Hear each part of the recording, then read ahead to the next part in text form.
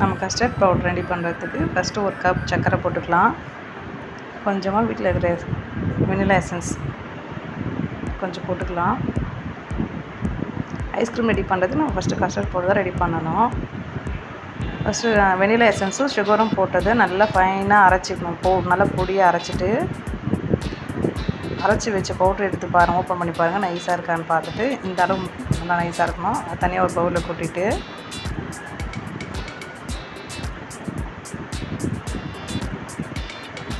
சர்க்கரை நம்ம ஒரு கப்பு போட்டோம்னா கார்ன்ஃப்ளவர் வந்து 1/2 கப் போடணும்.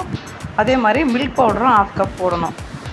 இது 1னா இது 1/2, அது 2னா இது 1, இந்த மாதிரி ரேஷியோவில் நம்ம போட்டுக்கணும். அப்போ தான் ஐஸ்கிரீம் வந்து கரெக்டாக வரும். நமக்கு நல்லா க்ரீமியாக நல்லா சூப்பராக இருக்கும் ஐஸ்கிரீம் சாப்பிட்றதுக்கு.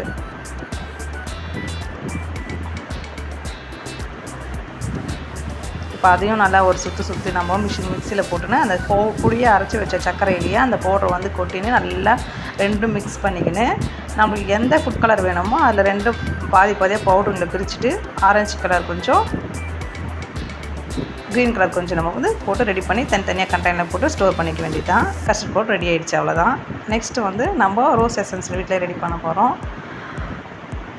பன்னீர் ரோஸ் நம்ம வீட்டிலே இருக்கும் இல்லைங்களா, வீட்டில் இருந்தாலும் சரி கடையிலேருந்து வாங்கிட்டு கொஞ்சம் தேவைக்கேற்ப பன்னீர் ரோஸ் போட்டு நல்லா அலசிட்டு சுடுதண்ணியில் போட்டோம்னா பாயில் ஆன பின்னாடி ஒரு 1/2 பீட்ரூட் நம்ம நல்லா சீவிட்டு அதுவும் அதை கூட போட்டு நல்லா கொஞ்சம் நேரம் நல்லா கொதித்த பின்னாடி நல்லா கொதித்து கொஞ்சம் நல்லா கொஞ்சம் சொண்டின மாதிரி இருக்கும் போது கலர் சேஞ்ச் ஆகும். நமக்கே நல்லா தெரியும் கலர் சேஞ்ச் ஆகுறது. அதுக்கப்புறமா நல்லா சுண்டுதுங்களா, தண்ணி நல்லா கொதிக்குதுங்களா, அதுக்கப்புறம் அதை வந்து ஒரு பவுல் ட்ரான்ஸ்ஃபர் பண்ணிக்கலாம். ஃபில்ட்ரு பண்ணிவிட்டு சூடாக இருக்கட்டும், நல்லா ஃபில்ட்ரு பண்ணிட்டோம். இப்போ மறுபடியும் ஒரு கடாயை வச்சுட்டு ஃபில்ட்ரு பண்ண தண்ணி நம்ம அப்படியே கடாயில் ஊற்றிட்டு நமக்கு தேவைக்கேற்ப சுகர், அந்த நம்ம எவ்வளோ ரோஸ் எசன்ஸ் வச்சுருக்கோமோ அதுக்கு ஏற்ற போல் நம்ம சுகர் போட்டுக்கணும். சுகர் போட்டு நல்லா கிண்டிக்கிட்டே இருந்தோம்னா இந்த மாதிரி நுரைச்சி வரும், நல்லா பொங்கி நுரைச்சி வரும். நல்லா கொஞ்சம் நேரம் ஸ்லோவாக வைங்க. அப்புறம் நல்லா நம்ம சுகர் போட்டோன்னா என்னென்னா ஆகும், அந்த எசன்ஸும் சுகரும் நல்லா மெல்ட் ஆகி ஒரு பாகு கன்சிஸ்டன்சி வரும். தொட்டு பார்த்தோம்னா இந்த மாதிரி கம்பி பதம் மாதிரி வந்துச்சிங்கன்னா அது ஓகே, ரெடி ஆகிடும்.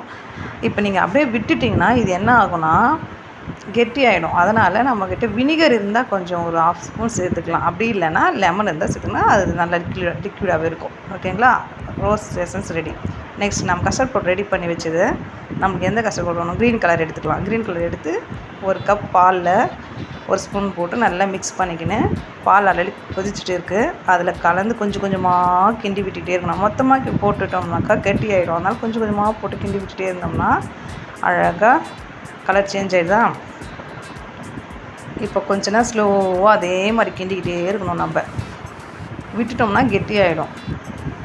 சரிங்களா, நெக்ஸ்ட்டு நம்ம க்ரீன் ரெடி ஆகிடுச்சு. இப்போ அந்த எல்லோ கலர் ஃபுட் கலர் எடுத்து கொஞ்சம் போட்டுட்டோம்னா அது ஒரு ஃப்ளேவர் ரெடி. இது ஒரு ஃப்ளேவர், இது ஒரே கஸ்டர்ட் பவுடரில் தான் நம்ம ஃப்ளேவர் மட்டும் சேஞ்ச் பண்ணிக்கிறோம். நம்ம இது கொஞ்சம் போட்டு நல்லா கிண்டிட்டு அதே மாதிரி பால் கொதிச்சிட்ருக்கு, அதில் இந்த கஸ்டர்ட் பவுடர் ரெடி பண்ண கஸ்டர்ட் பவுடரை விட்டுட்டு நல்லா கிண்டிக்கிட்டே இருந்தோம்னா இதுவும் கொஞ்சம் நேரத்தில் ரெடி ஆகிடும்.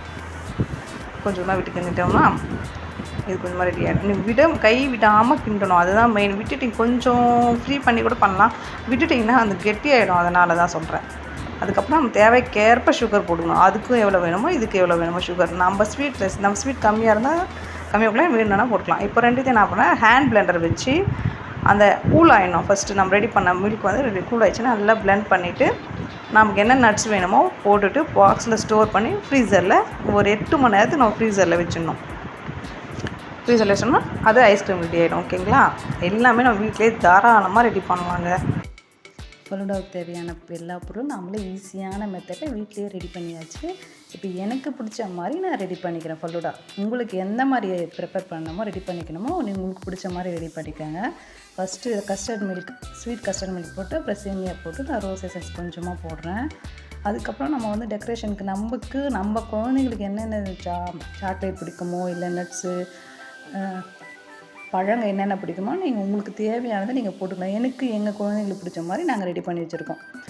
சப்ஜா சீட் கொஞ்சம் போட்டுட்டு, வீட்டில் இருந்தது கிரேப்ஸ் கொஞ்சம் போட்டுட்டு, வாட்டர்மெலன் மேலே மேங்கோ, பைனாப்பிள் உங்களுக்கு என்ன பிடிக்குமோ நீங்கள் போட்டுக்கலாம். நம்ம குழந்தைங்களுக்கு ஏற்ற மாதிரி நம்ம போட்டுக்கலாம். அதுக்கு மேலே நட்ஸுங்க டூட்டி ஃப்ரூட்டி எல்லாம் போட்டுட்டு அவ்வளோதான். மேலே கொஞ்சமாக நம்ம ஐஸ்கிரீம் ரெடி பண்ண பாருங்கள். வீட்லேயே ரெடி பண்ணி பார்த்து வச்சுருங்களா. ஐஸ்கிரீம் கொஞ்சம் ரெடி பண்ணி மேலே வச்சுட்டோம்னா அழகான ஃபலூடா சூப்பராக டேஸ்ட்டாக செமையாக ரெடி ஆகிடும். இது எல்லாமே நம்மளே வீட்டில் ப்ரிப்பேர் பண்ணது, ரொம்ப ஈஸியான மெத்தட். இதை நீங்களும் வீட்டில் ட்ரை பண்ணி பாருங்கள். உங்கள் குழந்தைங்க கொடுத்து பாருங்கள். இந்த வெயில் காலத்துக்கு ரொம்ப சில்லுன்னு கூழாக செமையான ஐஸ்கிரீம் சூப்பராக ரெடி ஆகிடும் நம்ம வீட்டிலே. அம்மா பண்ண ஃபுல்லோட சூப்பர்.